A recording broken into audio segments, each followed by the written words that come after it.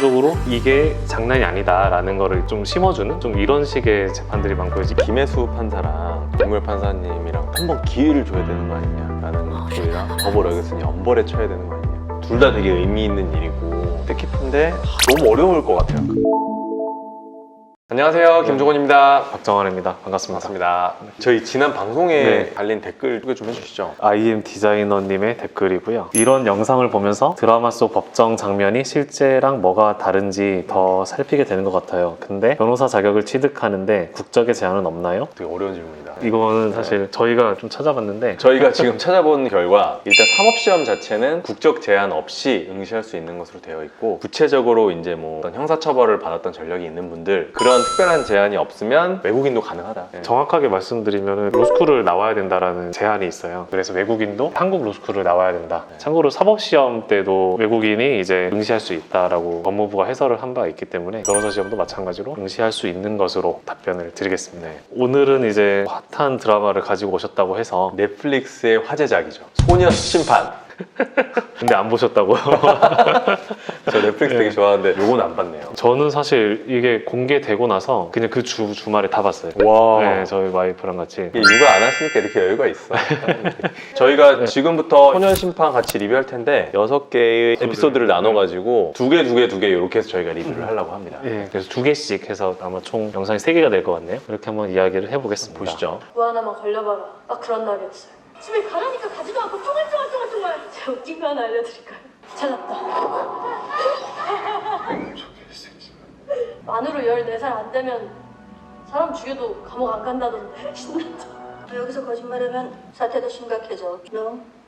아니구나. 보통 범인이 범행 동기를 숨기는 이유는 딱 2가지야. 하나는 자신에게 굉장히 불리한 경우, 다른 하나는 그 사건에 숨겨진 제3의 인물이 있는 경우. 백성우와 한여은 두 사람 사이를 갈라놓는다면 서로가 서로를 폭로하겠고. 제 집은 묻히고 계획이 다 있으니까 자기 말만 들으면 된다고. 떨면 뻔했어. 나 진짜 몰랐잖아. 시집에 걸려 안 된다고. 윤지우 어머니 하시고 싶은 말씀 있으시면 해보시겠어요? 재판장님, 다시는 이런 일이 일어나지 않도록 엄벌에 처해 주십시오. 근데 왜 우리 성우 안 풀어줘요? 내 새끼가 죽인 것도 아닌데. 수사에 혼선을 주고 거짓 자수까지 했으니까 그러니까 어머님 아들도 책임을 져야죠. 성우 9살의 어머니는 뭘 해주셨나요? 지우 9살에 지우 어머니는 자식을 잃었네요. 어머님 아들 때문에. 너무 몰입해서 봐가지고 재밌죠?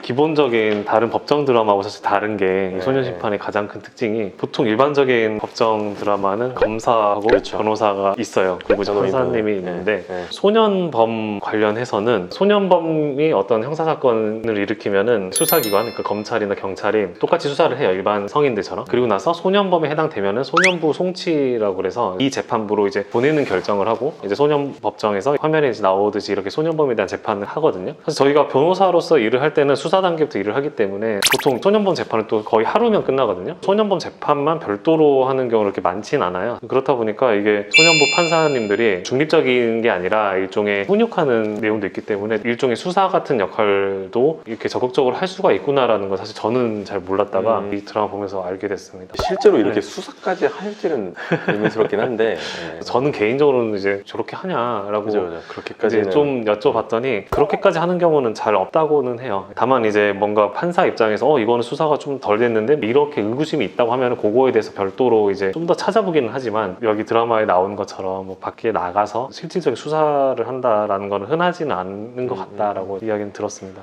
되게 빠져들면서 봤고, 지난번에도 이야기했지만 그 천준호 판사님 되게 존경받는 판사님이잖아요. 뭔가 그걸 모티프로 해가지고 되게 이걸 심도 있게 영화화한 것 같은 느낌이 확 들었고, 그러니까 맞아요. 김혜수 씨가 연기 너무 쉽게 잘하니까 되게 통쾌하면서도 가르침을 주는 그런 내용이잖아요. 되게 몰입해서 봤어요. 장면 중에서 그런 장면이 있거든요. 보조인이라고 해요. 이제 그 소년범 관련해서는 변호인이라는 용어를 안 쓰고 보조인이라고 맞아요. 보조인이라고 쓴다. 그래서 결국 이제 변호인 누굽니다 하고 똑같은 말인데, 소년범과 관련해서는 이제 소년 사건이기 때문에 그 용어가 보조인으로 나가고요. 뭔가 형사사건 같은 게 터졌을 때 이제 검찰에 넘어가게 되면 소년보호 사건으로 송치할 건지 뭐 가정보호 사건으로 송치할 건지 이런 것들을 판단을 해서 송치를 하게 되거든요. 소년보호로 송치하게 되면 조금 다른 형태로 진행이 되는 거죠. 그래서 변호인이란 말도 안 쓰고 네. 보조인이라는 용어를 쓰고 저희가 실제로 일을 할 때도 서면에다가 이제 보조인으로 진술한다라고 하고 법원 분위기도 조금 달라요. 조금 더 일반 법정보다는 소프트하고 편안한 분위기에서 진행이 되고 그냥 하고 싶은 말씀 할 수 있도록 기회도 되게 편안하게 주시는 편이고 처음에 되게 충격적이었던 게 사건을 마치고 나갈 때 원래 이제 판결문을 보통은 한 2, 3주 기한을 두고 선고기일을 지정을 한 다음에 더 오래 잡는 경우도 있죠. 이런 소년보호 사건이나 가정보호 사건 때는 뒤로 나가면 바로 판결문을 주십니다. 물론 이것도 사안에 따라서 조금 판단이 오래 필요한 경우도 있는데 조금은 간이한 절차로 진행이 되는 그런 느낌이 있습니다. 드라마상에 나오는 법정 자체는 소년범 법정하고 똑같아요. 구도가 판사가 있고 피고인하고 이제 보조인 있고 검사가 참고로 없습니다. 그러니까 이제 판사가 일종의 검사 역할도 어떻게 보면 같이 수행하는. 하는 거예요. 동기라는 거를 뭐 물어보기도 하고 앞으로 안 그럴 거냐 이런 것도 하고 부모님한테도 이제 좀 훈계도 많이 하시고 대체로는 사실 이제 이건 사건이 크잖아요. 큰 사건이니까 좀 이렇게 하지만 일반적으로는 사실 흔히 볼 수 있는 게 폭력이 일단 많겠죠. 아무래도 좀 사소한 절도 뭐 학교에서 물건 훔친다든지 이런 것들이기 때문에 사실 분위기가 기본적으로 이게 장난이 아니다라는 거를 좀 심어주는 좀 이런 식의 재판들이 많고 이제 이게 한 게 엄연히 범죄가 될 수 있다는 어떤 훈육을 실제로 하세요. 그러니까 많이 뭐라 하시기도 하고 시포 처분 이야기가 계속 나오는데 소년원에 가는 거예요. 최장 2년. 보호처분 1호 처분부터 10호 처분까지 있어요. 네. 1부터 10까지. 1호부터 점점 강도가 세지는 거예요. 1호 보면은 보호자 또는 보호자를 대신해서 감호 위탁할 수 있는 거 이렇게 맡아서 좀 관리한다는 거죠, 아이를. 2호는 수강명령, 3호는 사회봉사명령. 그러니까 말 그대로 뭐 이렇게 교육 같은 거 좀 듣거나 사회봉사시키는 걸로 끝나는 거. 4호, 5호 처분부터가 이제 보호관찰이라 그래가지고 보호관찰관이 일정 기간 동안 이렇게 체계적으로 관리하는 여기서부터 조금 이제 무거운 처분이라고 표현을 합니다. 소년원으로 송치되는 게 9호, 10호, 8호부터 있네요, 그죠? 8호부터 네. 이렇게 있고 6호, 7호는 소년보호시설이랑 소년 의료보호시설에 위탁하는 거 이렇게 생각하시면 됩니다. 결국 이제 촉법소년이 항상 문제죠, 사실. 소년법상 이제 만 14세 미만은 형사사건이 안 되거든요. 그래서 아까 나왔죠. 시포처분이 할 수 있는 가장 큰 센 처분이고. 네, 큰 처분인데 굉장히 사회적으로도 사실 지금 워낙 논란이 되고 있는 그런 조항이라서 촉법소년상 이제 나이를 좀 낮춰야 되지 않냐라는 논의가 굉장히 논의가 되게 있어요. 오래부터 있었어요. 사실 만 14세면은 생일을 감안한다고 하면은 중2까지도 아마 될 거라서 그 맞는 것 같아요. 제가 요새 그냥 일련의 과정들을 보면은 너무 극악무도한 범죄들이 많이 나오다 보니까 이거는 좀 조정이 필요하지 않나. 만약에 지금 만 14세에서 만 12세로 낮춘다고 했을 때 그러면 이제 만 12세 이상은 다 처벌받는 거네라고 또 오해하실 수가 있는데 만 18세까지는 어쨌거나 소년범 송치를 할 수가 있어요. 그래서 이거는 무조건 또 처벌이 되는 것도 아니기 때문에 낮춰도 뭐 특별히 불이익이 당장 있는 그쵸. 그런 것도 사실은 아니에요. 그러니까 더더욱 낮출 니즈가 있긴 한데 한번 뭐 입법을 기대해 보겠습니다. 실제로 법원에서 그 촉법소년 내지력을 욕하는 경우도 있나요?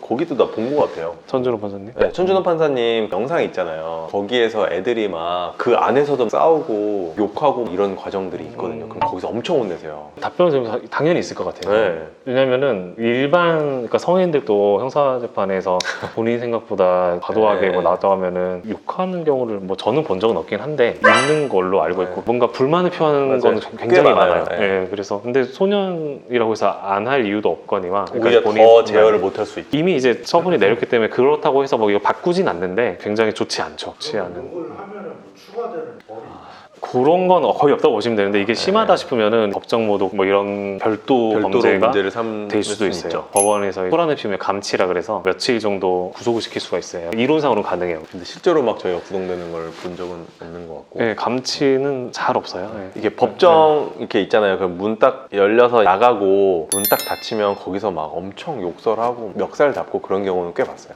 판사님한테 뭐라 하거나 검사나 변호사를 막 뭐라고 하거나 이러기는 정말 쉽지 않고. 우리가 생각한 것보다 막상 법원을 가면은 장소가 주는 분위기가 꽤 네, 무거워요. 맞아요. 그래서 약간 움츠러들게 돼 있어요. 생각 바뀌면 연락해. 박사님 죄송합니다. 참말로 죄송합니다. 서율이 가정폭력 피해자입니다. 아버지가 가해자예요. 가처 신고는 형사님 선에서 해소해주세요. 법원이 뭔 얘기를 하잖아. 훈육이 잘못은 아니죠. 근데 저게 훈육은 아니잖아. 더불어 알코올 중독 상담 치료 명령에 따른 비용은 국가가 부담할 필요가 없으므로 본인이 직접 비용을 부담한다. 본인이 학대의 피해자였다고 가족에게 똑같이 폭력을 행사한다면 그건 엄연한 범죄입니다.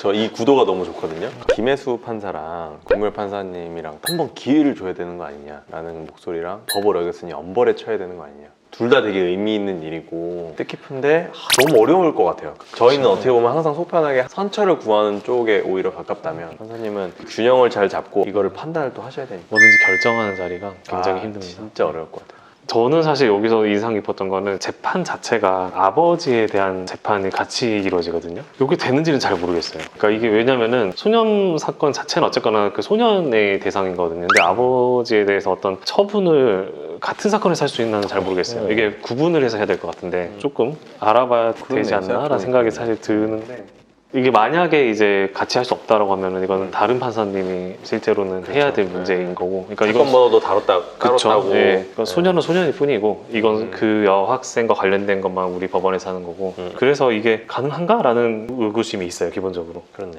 아 근데 요거는 진짜 애기 키우니까 되게 무겁게 느껴지는 거예요. 아 그래요? 되게 감정이입해서 보게 되네. 험난한 세상이야. 이런 일 없어야 되는데 진짜. 오늘 네. 어쨌든 이렇게 좀 의미 있는 뭐지? 소년 소년 심판 네. 너무 재밌게 봤고 다음 화에 이어서 또 다른 에피소드들에 대해서 또 저희가 리뷰를 진행하도록 하겠습니다. 다음에 만나요. 안녕.